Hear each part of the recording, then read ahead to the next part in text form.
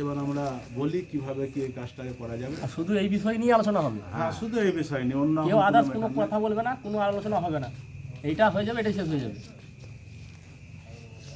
এবার রায় মশলা দাও সবাই, কীভাবে কী করলে হবে।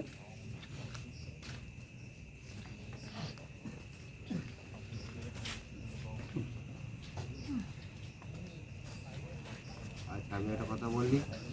বলো বলো। ওখানে খরচা যেটা আছে, যেটি আমরা চাইছি, বাংলা দখল অনেকটা এগিয়ে এসে বাথরুমও করে নিয়েছি, কেন ওখানে আমি থাকি, পরিষ্কার বলছি, ওখানে আমি থাকি, যাই, অনেকটাই জায়গা আর দখল একটা তো করে গ্রামবাসী দিয়েছে। অনেকে হয়তো জানে না, একটা ভিডিও আমি দেখাচ্ছি যাতে করে তোমরা সবাই বুঝতে পারবে যে আমাদের ওইখানে পরিস্থিতিটা কি। তো আমাদের উদ্দেশ্য হচ্ছে পুরো বাউন্ডারিটা আমরা চায়না পাঁচিল দিয়ে ঘিরবো। বাউন্ডারিটা মাপজোক করা আছে, হুম, তাতে কোনো কারো আপত্তি নেই তো পাশের লোকেগুলো? না, কারো আপত্তি নেই, ওখানে বাঙালিদের কারো আপত্তি নেই, ওরাই নিজেরাই বলছি তুই বলেছে ওখানে ঘিরে থাকিস, হ্যাঁ। তুই ওখানে থাকিস কি তাবিজ তালাদ বসিস না কি করিস? ওখানে কি জন্য থাকিস? নাও। আমি বলেছি এইখানে রহস্য আমি করছি না। আর রহস্য নাই, তুই কি জন্য থাকিস না জিজ্ঞেস করছি আমি, যে তুই ওখানে টাইমটা দিস, ওরকম মাঝারে থাকিস, মাঝারে বাইরে থাকিস, রহস্য তুই নিজে ভাবছিস। আমি তোকে বলছি, তুই বললি আমি থাকি, কথা সবার সামনে বললি, আমি বলছি তুই ওখানে কি মাঝারে থাকিস, ওখানেই থাকিস বা সাইডে থাকিস, কোথায় থাকিস, কি পরিমাণ কীভাবে থাকিস তুই, এটা জিজ্ঞেস করছি আমি। তুই যে ঘটনাটা দেখিস ওখানে ভেতরে থেকে দেখিস, না ভাই, এইটা যে যাওয়া আসা করিস তুই, হ্যাঁ, ওইটাই আমি জিজ্ঞেস করছি ওনাকে। হ্যাঁ,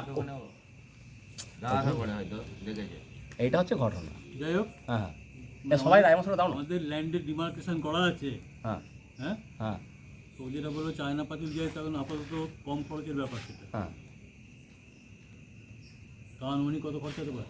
চায়না পাঁচিল দিতে গেলে এখন লাখ দেড়েকের ব্যাপার আছে।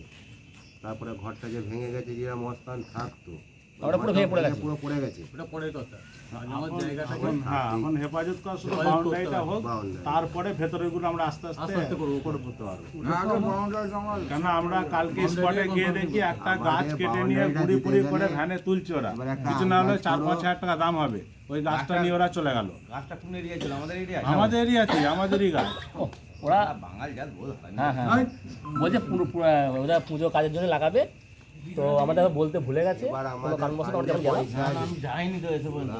এই ভিডিওটা করে ফান্ডে পয়সা আছে 22 থেকে 25 এবার সেটা কি চাঁদা তুলে হবে না গাছ বিক্রি করবে, এটাই হচ্ছে আলোচনা।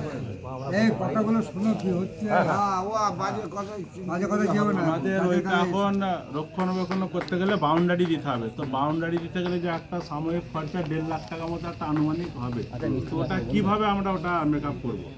পীর রাস্তায় যে কিছু গাছ আছে, চুনে চুনে যেসব গাছগুলো বিক্রি করার মতো বিক্রি করে একটা অপশন আছে, এই পাঁচিল দেওয়ার পয়সা একটা করা যাবে, নাহলে যতগুলো ঘর আছে তার তো মাথা পেছু চাঁদা ফেলতে হবে, চাঁদা ফেলে ওটাকে আচ্ছা, একটা কথা বলি, আমাদের অ্যাকাউন্টে কিন্তু ওদের 25-26 হাজার টাকা আছে। অ্যাকাউন্টে গাছ পারপাস আর কি আমাদের পীর রাস্তানের পারপাসে 25-26 হাজার টাকা আছে, বাকি টাকাটা কিন্তু আমাদের কালেকশন করতে হবে।